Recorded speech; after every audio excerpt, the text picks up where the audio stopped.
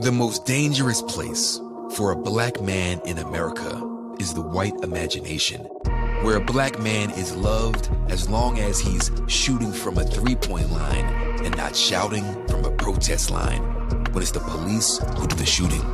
This mythical black man is one-dimensional, a hero or a villain whose humanity America refuses to see. The black man is America's boogeyman, pathologized as hypermasculine, innately criminal, a constant threat. America's dangerous imagination has always churned the greatest fictions. But the truth about black men is, with all the burdens heaped upon their shoulders and all the stereotypes and lies, they are men fighting for justice in their children's names. They are inheritors of great legacies and fillers of big shoes. They are young and hungry and wanting more for their children than they ever dreamed of for themselves.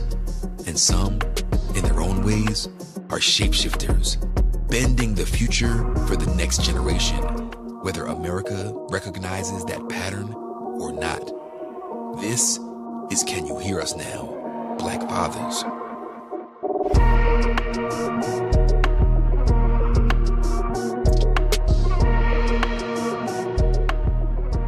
Hello and welcome. Fatherhood is many things. It's about providing your children with the essentials, like food, shelter, support, and stability. But for many black fathers, fatherhood can be more complicated, the stakes much higher. Being a black father often means trying to protect your children from a threat that some know all too well, like Jacob Blake Sr., whose son Jacob Blake was involved in a traffic stop in 2020 in Kenosha, Wisconsin, when a police officer put 4 bullets in his back. He's now paralyzed from the waist down. And Tracey Martin, whose son Trayvon was fatally shot by a neighborhood watchman in Sanford, Florida in 2012. Trayvon was 17 and armed with nothing but a bag of Skittles. And Michael Brown Sr., whose son Michael Brown was stopped by police for jaywalking in Ferguson, Missouri in 2014. During a scuffle, a police officer said he feared for his life, so he shot and killed him. Michael Brown was 18. All these incidents, and too many others like them, sparked outrage around the country. But more than that, they forever altered how these fathers view parenthood. I call them the fathers of the movement, and we recently got together for a conversation about living with tragedy, confronting stereotypes, and how they've come to lean on each other for support. One thing that I think is always wild and unfortunate is that when we have these conversations as black men, but as black fathers who've either lost sons or had sons victims of state violence, it always begins with the hurt and the ache and the trauma, right? But we know as black people in this country, we're not defined by our trauma alone, right? So I want to start here. I want to start when I see this photo of you kissing Trayvon. Tell me what this means, because I see love and joy. What does this mean to you? You know, that picture, just a smile on his face, it ensures me as a dad that I would always have a friend. And me kissing him, you know, it lets the world know that, you know, you may outgrow my lap as a baby, but you'll never outgrow my heart as a father. I got another one. I've never seen this one, bro.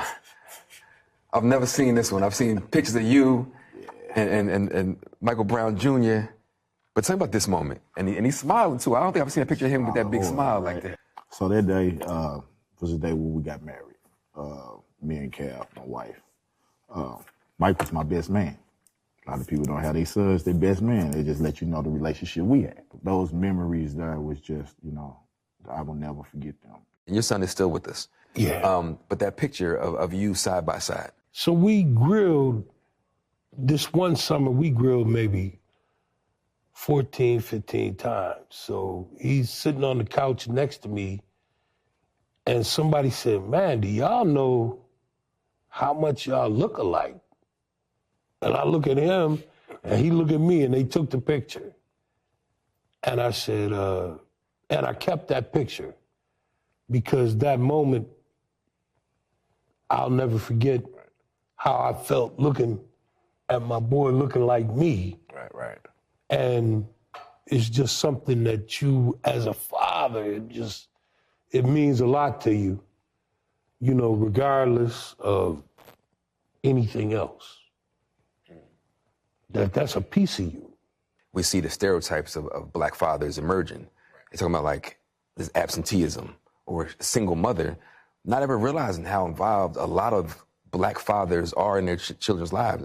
Have y'all had to contend with those stereotypes, especially in the wake of these very public situations? I think it got worse simply because, and the reason why I speak to it is the simple fact of public perception, right? And I'm gonna go back to the jury selection in Trayvon's case, right? There was a middle-aged white woman on the jury, a potential juror, that said Trayvon wouldn't have gotten killed had his father been involved in his life. This public perception, you know what I'm saying? This lady don't know me from a hole in the wall, but she assumed that young black man and young black boy. And people think that doesn't affect him. Yeah. Oh, yeah. You understand what I'm saying? They don't think that doesn't affect him. That's the narrative, man, and that's the narrative. That's the spin that they put on this, man. You know, oh yeah, this kid a bad kid because his father wasn't involved in his life. I've been involved in his life. I cut the umbilical cord, right? I cut the umbilical cord. I raised hell with the city of Sanford from the cradle to the grave, right? You can't tell me that I was absent in my kid's life. We got to take the blinders off at some point, right? Mm-hmm. Mike Brown, they assassinated Mike Brown's character after he was dead, right? Trayvon Martin, they assassinated his character after he was dead, right? And they said it was due to bad parenting, right? But what happens when you got a 17 or 18-year-old white kid going into schools shooting his peers? It's never said. It's never said that it was due to bad parenting. When that 18-year-old walked into that grocery store in Buffalo, New York, that white boy walked in there and killed those people. It never was a question of how his parents raised him. Never. That was never a question. They were, why didn't Jacob stop walking? Hell, he didn't have to. Is that a death sentence? I know it bothers all of us at this table. It's just that when the other race do certain things, it's called mental health. But what about ours? And so with the way that going through the grieving process very publicly, and then it's like all these layers of racism and the white supremacy and just thugs and it's the parenting, how do you find ways to still stand strong and move forward? There's no absolute equation to give you an answer to how to deal with that. But we at this table all found a way to deal with that particular mounting stress. And it's a mountain of stress because we're dealing with what has happened to us personally with our child. And then we're dealing with sharks in the water at the same time, coming at us. They coming at us. And for me, it was just, it took me a while, you know. Tracey, I was in a tunnel for a long time. Oh, yeah. So I had to find myself and get myself back in a better place because it started turning on my health. My blood pressure was off balance and started having migraines and stuff like that. Just living and breathing, trying to figure out how can I handle this problem. I had to get myself together and say, he took my son, he's not going to take me mentally. What advice would y'all give to black fathers out there? Those who are present, those who are young, those who are struggling through this journey? Man, you got to stay grounded. You know what I'm saying? Know your identity. Know who you are. Listen, man, we as a people are the most all-forgiving people on the face of this earth. We don't get married to get divorced. We get married because we think this is our soulmate.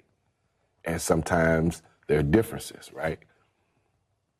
But you got to understand, those differences don't define who you are as a black man, right? The hardest thing for us as black men to do is to get up and hit that mental reset button every morning, because there's so much pressure from the job, pressure from the household, pressure from your neighbor, pressure coming from all angles and every aspect in your life to perform, to be the best dad you can be. And then your vulnerability don't allow you to reach out to somebody and say, I need help with this, right? We're afraid to show people our vulnerability, right?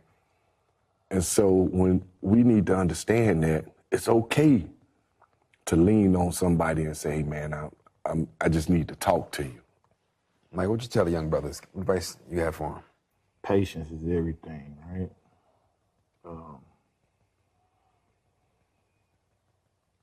You got to just take time. They got to take time on with their kids. Anytime a display is shown, you want to show some positive to that kid in the structure of a home. You don't want a kid to see mama, daddy arguing, all that. You want them to see love all times, right? And at the end of the day, you know, that's how you breed better men, good men and good women. Coming up, Melvin Van Peebles was known as the father of black cinema, and his legacy lives on beyond the library of groundbreaking work he left behind. Up next, more on the lessons he left his son, actor Mario Van Peebles. But first, preparing young fathers to thrive as parents.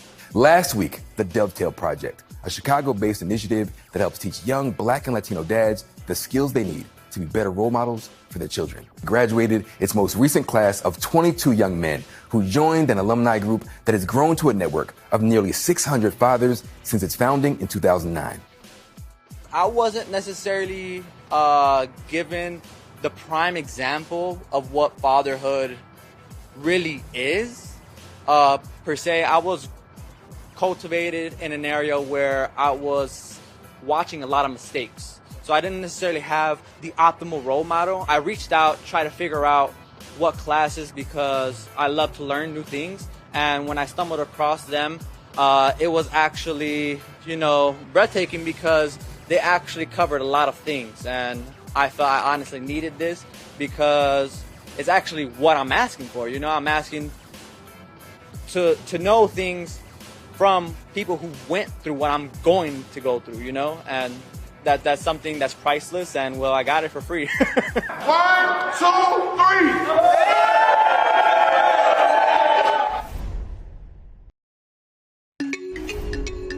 3. Welcome back to Can You Hear Us Now, Black Fathers. Now, my one-on-one interview with filmmaker Mario Van Peebles, whose father, Melvin, set a new standard for black people in Hollywood. Melvin wrote, scored, directed, and starred in the groundbreaking 1971 film Sweet Sweetback's Badass Song, and was later known as the godfather of modern black cinema. By breaking racial barriers, Melvin created a new realm of possibilities on the big screen and the stage, inspiring young black actors like his son, Mario, who was not only able to star alongside his father, but also as his father. Melvin died in September at the age of 89, but his son still carries those lessons he's already passing to the next generation. Let me tell you the story of Badass Mel. He took the devil's lunch money and charged him rent for hell. Melvin Van Peebles was a Renaissance man, a revolutionary director, actor, playwright, and musician, leaving a multifaceted legacy to his son, Mario. I wonder what you inherited from your father. So many good things. And the more I experience being a dad, the more I realize, wow, Dad, he told me early on, he said, some fathers will teach you to play ball. I can't play ball, but I could teach you how to own the team. Melvin's most iconic work, 1971's Sweet Sweetback's Badass Song, which he wrote, directed, and starred in, was unlike anything on screen before, with themes of police brutality, white oppression, and black revolution. It was no surprise that white Hollywood studios wouldn't pay for it. First black movies have never made any money. So how would you know? You never made a black movie. You made white fantasies of how you hope black people would be. So Melvin hustled up the funds and produced the film himself. It changed the course of not just black cinema, but American cinema. Hollywood was like, oh my God. He had offended Hollywood because he made it without their advice, without their studio execs, without their marketing execs. That's a huge, blow to the system. You're a teenager when your father is really shaking up the industry, right? Was there a moment when you realized, oh, my dad is Melvin Van Peebles? Like, oh, he's a big deal. Yeah, he told me he was. Oh, you don't really think of it until your friends react to it or you see it outside and you go, wow, it's having a big effect, a big impact on us and our culture. Melvin was forced to work outside the Hollywood system that stopped funding his work, calling himself the Rosa Parks of black cinema. He never stopped fighting for change. Early on, my dad just like, okay, I'm gonna get some people of color in the union. I saw him go about that. I saw he got death threats behind that. You remember actual death threats? Oh, yeah. Wow. Oh, yeah. When Mario decided to try Hollywood, Melvin encouraged his son to make his own way. I'll give you free advice. Early to bed, early to rise, work like hell and advertise. Freak reject cop, just like you. Soon, Mario was directing his own hit movies, like New Jack City. When I started getting my heat as a filmmaker, I was able to bring Dad back in. He had been pushed out. Correct. The filmmaking father and son collaborated for decades, each taking on a variety of roles in front of and behind the camera. This is my dad's cover from Sweetback. That's mine from Badass. In 2003, the Van Peebles family dynamic came full circle, Mario playing Melvin in a film about the making of Sweetback. He said, I want you to make the movie, I want you to play me, and I want you to not make me too damn nice, meaning tell the truth. What was it like to pay homage to your father? Brother, it was psychotherapy on celluloid. In September, Melvin passed peacefully at the age of 89, but the father's lessons live on in his son. How was the way you were raised? How did that shape your sense of fatherhood? The dopest role I've had to date in this lifetime is one of father. I love being a son, but being a father is, it's some of the best love ever. We laugh, we prankster each other, but we also have real conversations, and I hope that I'm able to help them be the best version of them. Now, as the Van Peebles prepare for their first Father's Day without Melvin, the next generation reflects on the path behind and the road ahead. We were talking about legacy, right? And I wonder what you all received from your father. Everything you do should have some sort of message. Any work you do is an embodiment of who you are. I wanted something we didn't have to be ashamed of. And I think I was pretty successful. If you could have him for one more day, what would you tell him? We did it all, man. We worked together, loved together, laughed together. There's nothing really that he doesn't know. And there's a lesson in that, right? While we're here. Totally. While we're here, I don't think I could have a more blessed life. Where your dad knows you love him, mom knows you love him, your kids know you love him, and we got to be the MVP family while we were here. How cool is that? Coming up, out of the studio and onto the open water, I take two of your favorite TV dads to one of my favorite places in New York to cast a line and discuss our fatherhood journeys and who influenced us to become the parents we are today.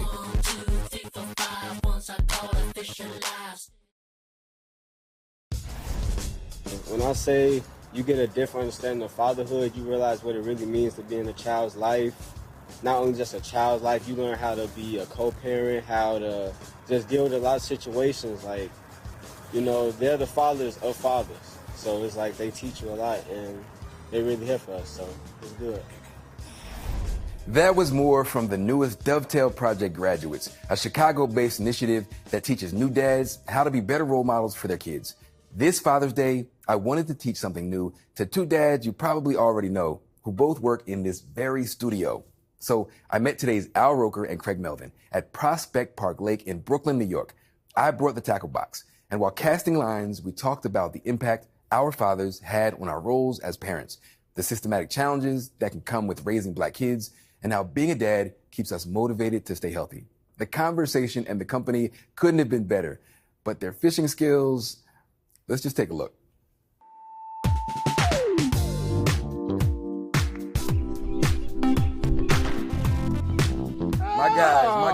My guys. Hey, good to see you. Likewise, how you feeling? How you doing? My brother, how you doing? I'm well. Thanks for having us. I know you might not get out to Brooklyn much, but this here, is a gem. My favorite place in Brooklyn, Prospect Park. And I hear you're quite the fisherman. Let me show you this. You hold it like this, and then release. I'm gonna just step out of the way while you do that. No, so when you guys want to get away, right? Your fathers, you know, career men. What do you all do? I go fishing. What do y'all do? I literally, we've got a pontoon boat, take it out in the middle of the lake, drop anchor, and chill. That's nice. Yeah. My kids are so young, Traymaine, I don't really get away. Nah? There's no downtime for Craig Melvin? No, there's not, and I'm okay with that, because when I do have downtime, it's usually with them. Right. So I've like last year, I got to coach my boys' basketball team. There we go. Oh! There we are go. You kidding me? The Ned rig strikes again. Are you kidding me? Wow. We are good stewards of the park, so we're going to throw it back, but this is what it's about. You see what he did, Roker? Thank you, young man. Mwah. Man. There we go. I'll tell you, every time I'm fishing, I think back to when I was a kid. My stepfather came along when I was about 7 years old. And of course, had me up on the roof cleaning gutters and cutting grass. And I wasn't ready for that at all. And so it was rough in the beginning, but he took me fishing for the first time. Went fishing every single day. And I remember he got me my own fishing pole. And I said, thanks, Dad. And I called him Dad for the very first time around fishing. See, my dad was a New York City bus driver here in Brooklyn. And my fondest memories, I'd get up with him and go to the depot and ride the bus for 8 hours a day. Wow. And just sit there, and then we, you know, at the end of one of his runs, we'd have lunch, and I'd sit on his lap, and he let me drive the bus. My father worked third shift at the post office. He worked holidays, he worked weekends, because you got a little extra money, as you know. And he did most of it while battling an addiction. And he was an functional alcoholic for most of his life. And growing up, I was always amazed at my dad's work ethic. Just amazed. And as I got older, I was even more amazed that he was doing it while he was drunk half the time. Wow. But I try to pass on the work ethic to my kids. Oh, wow. Do I have something? Yep. Here you go. Oh, no. What is that? It's You gotta be kidding me. Look at this. You gotta be kidding me. There you go. Yeah, baby. Oh, do I have to toss this back? Shoe? We're gonna send that back too. Yeah, send that one back to me. All right, fellas, let's take a seat. Let's sit All down. right. That's it. Oh, this is a nice day for fishing. Perfect. As black men, you know, in news, we're often telling these stories of other black people, but black men specifically who die by the police gun, who die by the community gun, who die from the disparities of COVID-19, who die from heart attacks and various diseases that strike us more. You know, this year in July, will be 5 years since I had a heart attack. I remember my earliest thoughts were, I gotta be here for my daughter. I thought about the graduations that I miss, the possible weddings or grandchildren that I miss, all the accomplishments, the science projects. And that scared me to this day. I could almost, I get choked up talking about it because that little girl is my everything. It was the greatest gift my father gave me. It was 22 years ago. He was dying from lung cancer. And I would always stop by to see him in the morning before the Today Show. And this one morning, I just kind of lost it. He says, listen, I'm all right. Yeah, am I pissed off? I'm not going to make my 50th wedding anniversary with your mother? Yeah, I'm not happy. Not going to make my 70th birthday. So the only thing I'm really worried about is you. You know, because we've been talking about this weight thing of yours since I can remember. You got to promise me you're going to lose weight. He died 3 weeks later. And that March, I had gastric bypass surgery. I went from 340 pounds to, 190. And, And you've kept it off. I've kept it off. Look, during COVID, I got up to 220, but now I'm back down to 175. And So for new fathers, right, what advice would you give to them? just be there. You know, it's not complicated. You know, as much as you can, just be there. You know, the moment I still remember the most is after Deborah gave birth to each of our kids, and they hand you your baby, and I'm waiting for her to come back to the recovery room, and it's just you, and you're just looking at them. And at that point, you know, they're just you realize what it is to have your heart beating outside of your chest. And I would add, in terms of being there, not just physically present, but emotionally present, spiritually present as well. Just the ministry of presence. And just know that no matter how old they get, they're always your baby. This has been fun, my man. I really have enjoyed it. Even though I didn't catch any fish, Man, I enjoyed it. This was great, man. Yeah, thank you for having us. And thank you, sir. The OG father blessing us with some enlightenment. In the Really game a appreciate long it. time.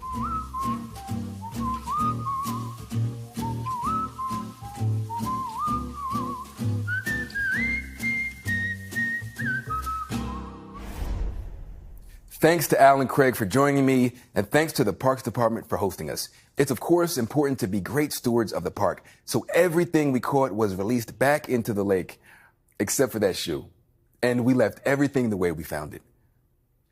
You know, being a father, a black father especially, comes with challenges. Some expected, some not. But if anything, being a dad means being present, not being perfect.